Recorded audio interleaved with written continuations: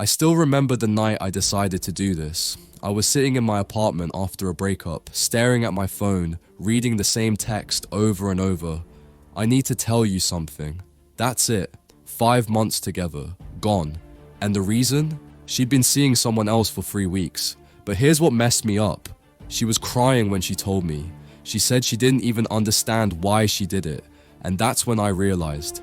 I didn't understand either. None of us do. So I spent the next 6 months doing something most guys are too scared to do. I asked women directly, not in some academic way.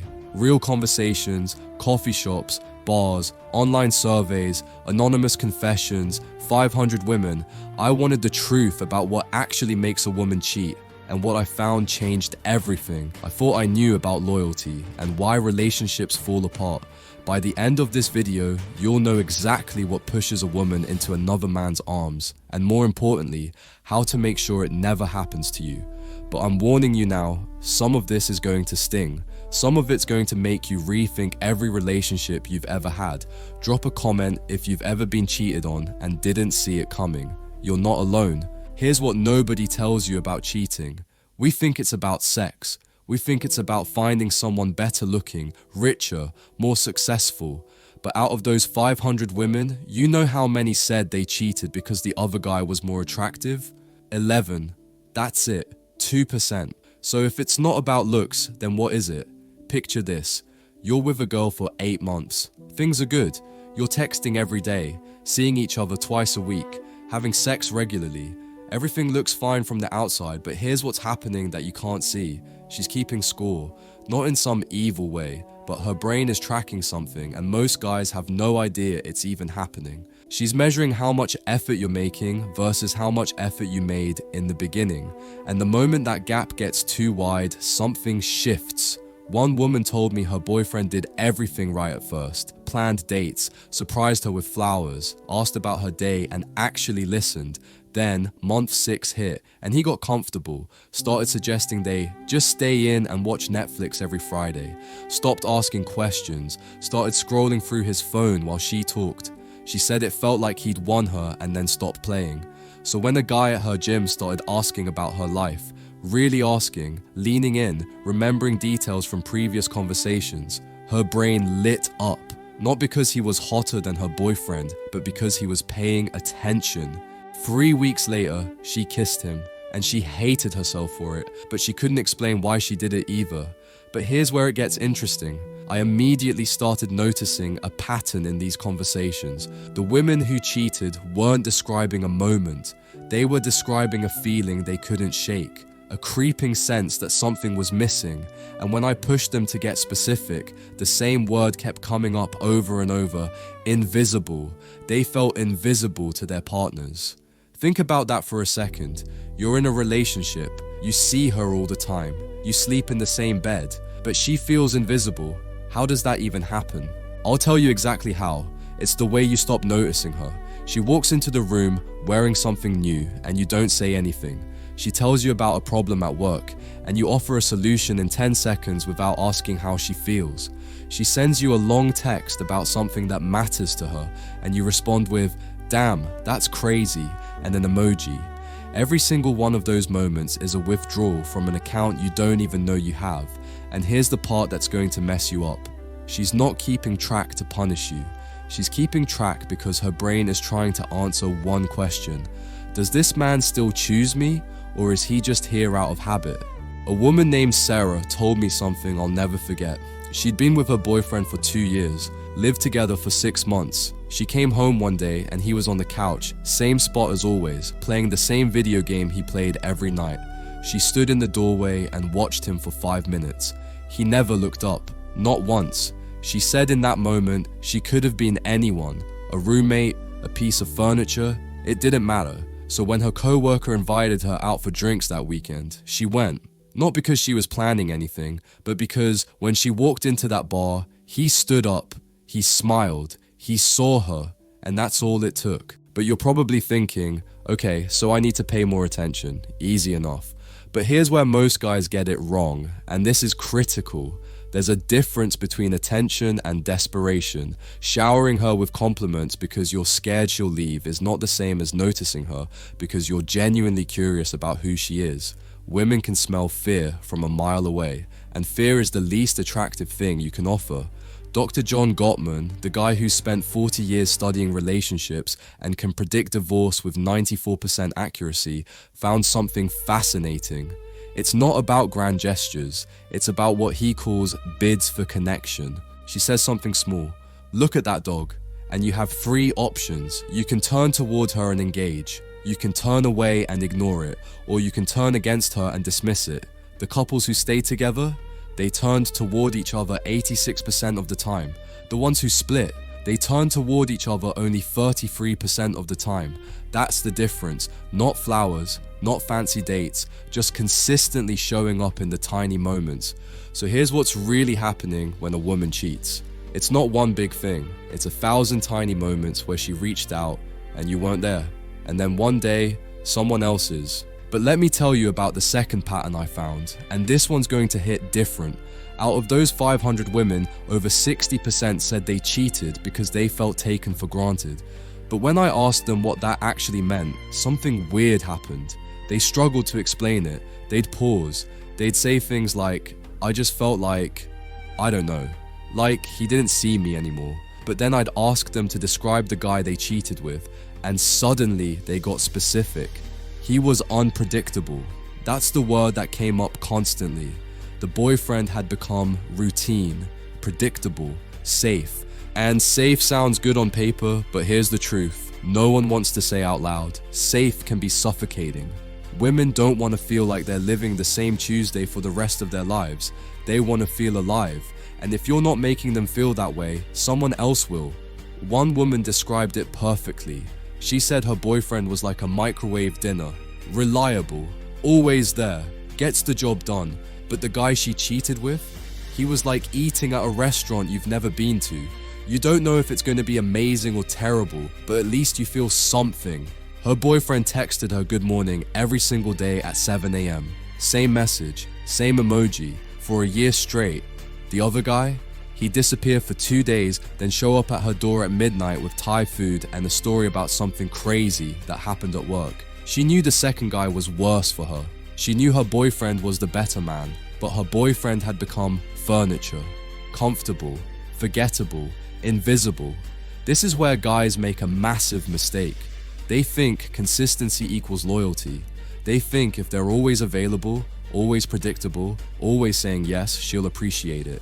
But appreciation isn't attraction. You can appreciate your dentist, doesn't mean you want to sleep with him. But here's what I learned from a researcher named Esther Perel, who spent decades studying infidelity. She wrote this book in 2007 called Mating in Captivity, and in it, she breaks down why passion dies in long-term relationships. Her conclusion? Desire requires distance. You can't want something you already have completely. When you're too available, too predictable, too eager to please, you remove the space necessary for her to miss you. And if she never misses you, she never craves you. So when some guy shows up who isn't always there, who doesn't revolve his life around her, who has his own things going on, her brain wakes up.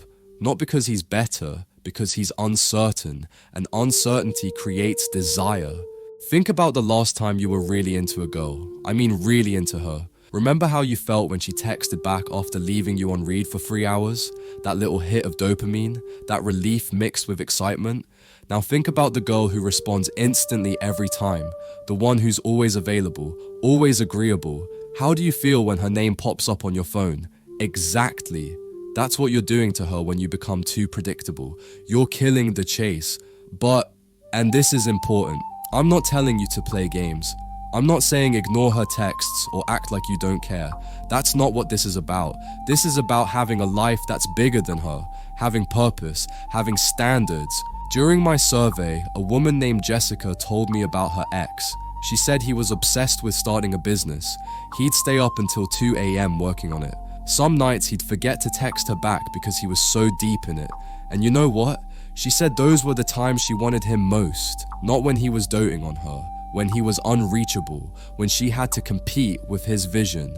She said the day he sold that business and suddenly had all the time in the world for her, that's when she started losing interest because he'd stopped being the man she fell for. He'd stopped chasing something bigger than their relationship. So let me ask you something. What are you chasing right now that's bigger than her? What part of your life would make her feel like she has to earn a spot in it instead of being handed the center position by default? Because if you can't answer that, you're already setting yourself up. Women don't want to be your everything. They want to be part of your something bigger. Now here's the third pattern, and this is the one that's going to make you uncomfortable. A lot of women told me they cheated because they felt controlled. Not in an obvious way. Not like their boyfriend was checking their phone or telling them what to wear. It was subtler than that. It was the guilt trips. The questions that sound innocent but aren't. Who's gonna be there? Why do you need to go out without me? I thought we were spending tonight together. Every single one of those questions is a leash, and the tighter you pull, the more she wants to run. I talked to a woman who'd been with her boyfriend for 3 years. She said he never explicitly told her she couldn't hang out with her friends, but every time she did, he'd get quiet. He'd say he was fine, but then he'd be distant for the next 2 days. So she started going out less. Then she stopped mentioning when she made plans. Then she started lying about where she was, not because she was doing anything wrong, because it was easier than dealing with his mood. And that's when she met someone at a work conference, a guy who didn't care where she went or who she was with, a guy who had his own life and wasn't monitoring hers. She slept with him that night, and when I asked her if she felt guilty, she said no. She said she felt free. That's the word that came up over and over, free. These women weren't looking for better men. They were looking for air. They were suffocating in relationships where their boyfriend's emotional state depended entirely on their availability. And here's the brutal part. The guys doing this think they're being loving. They think they're showing they care. But what they're actually showing is insecurity. And insecurity doesn't just kill attraction. It makes her feel responsible for your emotional stability. And no one wants to sleep with someone they have to parent. So what's the fix? It's simple, but it's not easy. You have to genuinely not care if she leaves. Not in a cold way, not in a way where you're pretending, but in a way where you know your value isn't tied to her presence. Because the second you need her more than you want her, you've lost. Women don't stay with men who need them. They stay with men who choose them. And there's a massive difference. There's this concept in psychology called outcome independence. It means you act the same way whether she stays or goes. You're not nicer because you're scared she'll leave. You're not meaner because you're trying to punish her for having a life outside of you. You're just steady, present, secure in who you are, and that security, that's what keeps her around. Not your attention, not your gifts, not your constant reassurance that you love her. Your security. One of the guys I know learned this the hard way. His girlfriend broke up with him because he was too clingy. He'd text her 20 times a day. He'd get anxious if she didn't respond within an hour. He'd cancel plans with his boys to be available for her, and she left him for a guy who barely texted at all. A guy who had a life, who didn't rearrange his world around her schedule. My friend was devastated. But here's what's crazy. 6 months later, she reached out, said she missed him, wanted to try again. And by that point, he'd moved on. He'd started a new job, joined a gym, was seeing other people, and suddenly she was the one chasing. He told me the difference was night and day. When he needed her, she ran. When he didn't, she came back. That's not a strategy. That's just how attraction works. You can't fake it. You can't pretend you don't care while secretly obsessing. She'll feel it. Women are reading you at a level you don't even understand. They're picking up on your energy, your body language, the half-second pause before you respond. They know when you're desperate, and desperation makes their skin crawl. Now here's the fourth thing I found, and honestly, this one surprised me.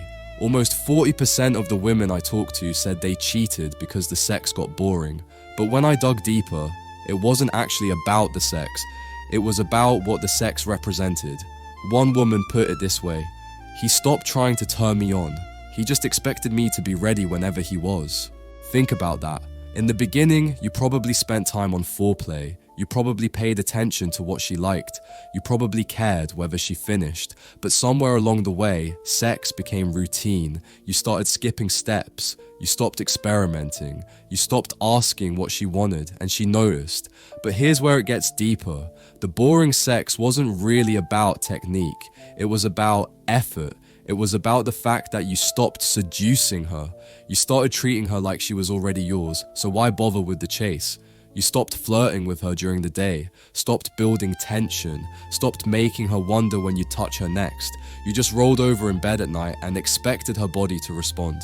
And when it didn't respond the way it used to, you probably didn't even notice. A woman named Andrea told me her boyfriend used to send her texts during the day that made her think about him for hours, little hints about what he wanted to do to her later. But after a year, those texts stopped.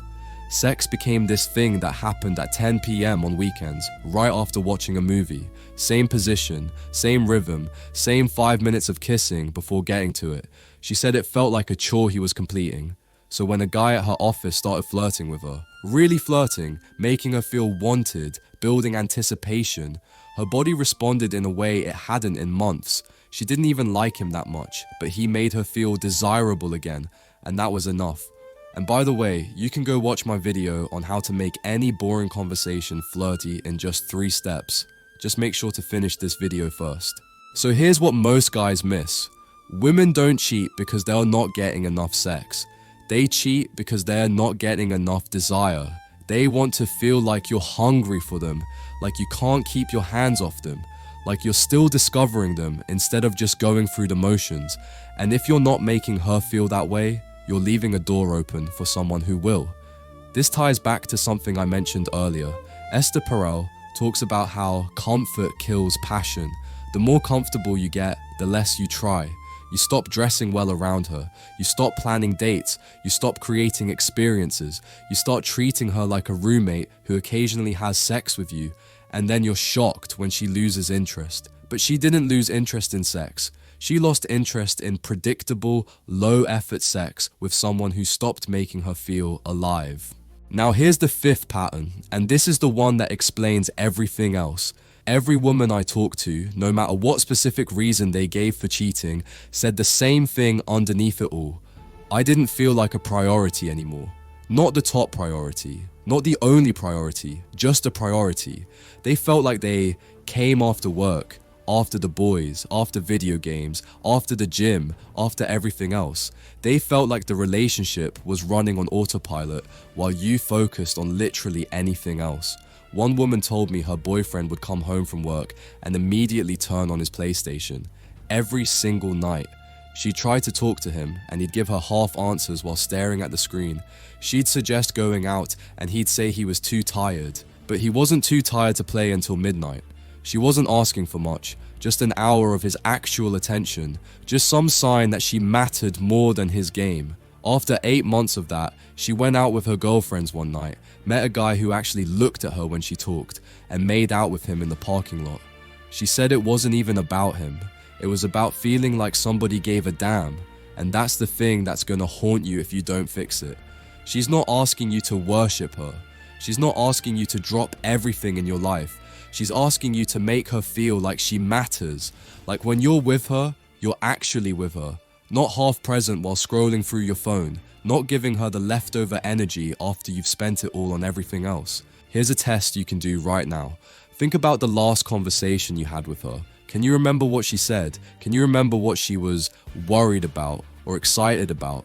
If you can't, that's your answer. You're not present. And if you're not present, someone else will be. I learned this from my own mistake. After my ex cheated, I went back through our last few months together. I looked at my calendar, I looked at how I spent my time, and the truth destroyed me. I'd stopped planning anything for us. I'd stopped asking about her day in a way that actually meant I wanted to know. I'd stopped touching her in ways that didn't lead to sex. I'd stopped doing all the things that made her feel chosen. I just assumed she'd always be there, and assumptions like that are how you lose people.